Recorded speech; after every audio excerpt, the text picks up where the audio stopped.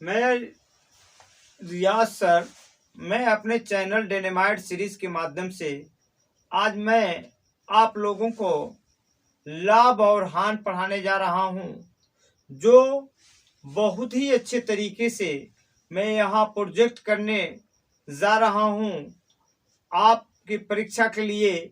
यह कौन सी ऐसी परीक्षा नहीं है जिसमें लाभ और हानि न आता हो, चाहे वो आईएएस परीक्षा हो या पीसीएस की परीक्षा हो, टेट हो, सुपर टेट हो, ये हर परीक्षाओं में आता है। कक्षा 8 हो, 9 हो, 10 है, जरूर यहाँ से एक प्रश्न उठाता है जो कि बहुत ही लाभदायक है और बहुत ही अच्छे तरीके से बताने की कोशिश की गई है। आप कृपया एक बार ध्यान दें। देखिए, ये चैप्टर का नाम है लाभ और हानि।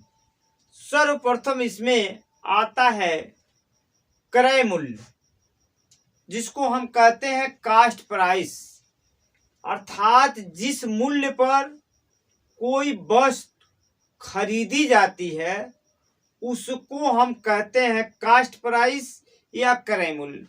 जैसे मैंने इस मार्कर को 25 रुपये में खरीदा है, तो इसका जो कास्ट प्राइस है या क्रय मूल्य है वो 25 रुपया है। अर्थात जिस मूल्य पर कोई वस्तु खरीदी जाती है उसको हम क्रय मूल्य या कास्ट प्राइस कहते हैं।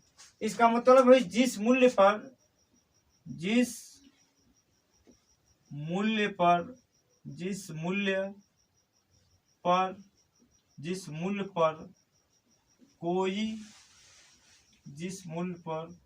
कोई वस्तु खरीदी जाती है, जिस मूल्य पर कोई वस्तु खरीदी जाती है वह उसका क्रय मूल्य होता है। क्रय मूल्य होता है, जिसको हम कास्ट प्राइस कहते हैं। और उसके बाद आता है आपका विक्रय मूल्य। विक्रय मूल्य जिसको कहते हैं सेल प्राइस।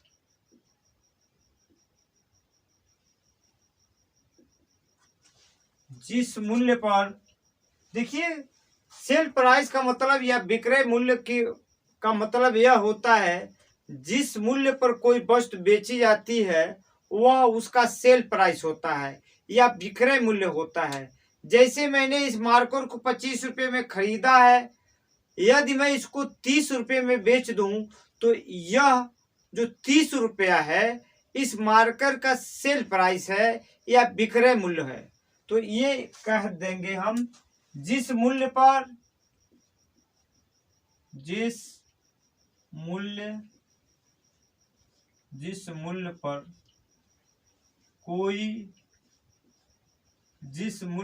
कोई वस्तु बेची जाती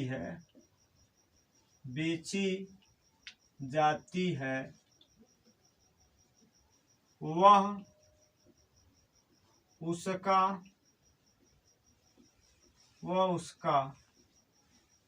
विक्रय मूल्य होता है। वह उसका विक्रय मूल्य होता है।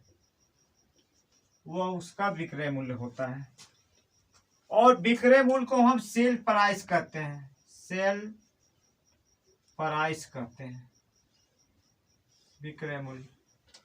अब आता है लाभ और हानि। लाभ और हानि का मतलब होता है कि यदि विक्रय मूल्य क्रय मूल्य से अधिक है, यदि विक्रय मूल्य क्रय मूल्य से अधिक है तो हमेशा लाभ होगा। क्या होगा? यदि विक्रय मूल्य, अब विक्रय मूल्य को हम इंग्लिश में सेल प्राइस कहेंगे और क्रय मूल्य को कास्ट प्राइस करेंगे। इसका मतलब यह है कि यदि if sale price is greater than cost price, अर्थात जब विक्रय मूल्य क्रय मूल्य से अधिक होगा उस स्थिति में हमको हमेशा लाभ होगा। कहने का मतलब इसको, अर्थात SP minus CP equal to P.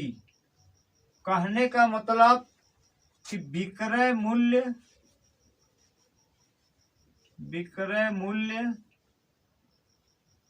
Minus क्रय मूल्य, विक्रय मूल्य माइनस क्रय मूल्य बराबर आपको प्रॉफिट होगा, जिसको हम लाभ कहेंगे। क्या कहेंगे?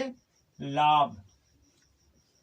इस तरह हुआ एसपी माइनस सीपी पी, या इसको इस तरह भी करते हैं कि एसपी माइनस सीपी, अर्थात profit is equal to sale price minus cost price.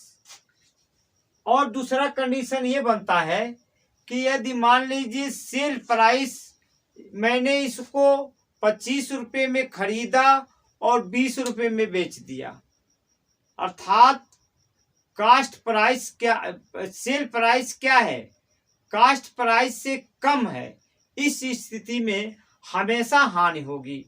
और इसको तब कहेंगे, दूसरी कंडीशन ये है, पहली हुई, दूसरा हमारा ये है इफ यदि SP is less than CP, अर्थात सेल प्राइस का मान कास्ट प्राइस के मान से कम है, उस स्थिति में हमको हानि होगी, हमें लॉस होगा, हमें लॉस होगा। अर्थात अब जो है आपको सेल, चूंकि सेल प्राइस में से कास्ट प्राइस में से सेल प्राइस, अर्थात ये लॉस होगा, या इस तरह हम कहें कि L is equal to CP minus SP.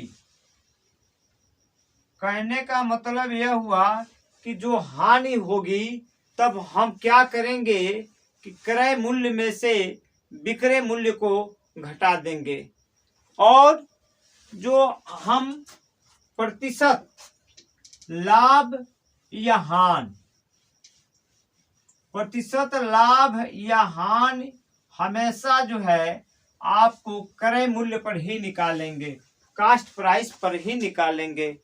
इस तरह प्रतिशत लाभ बराबर हो जाएगा, प्रतिशत लाभ बराबर होगा लाभ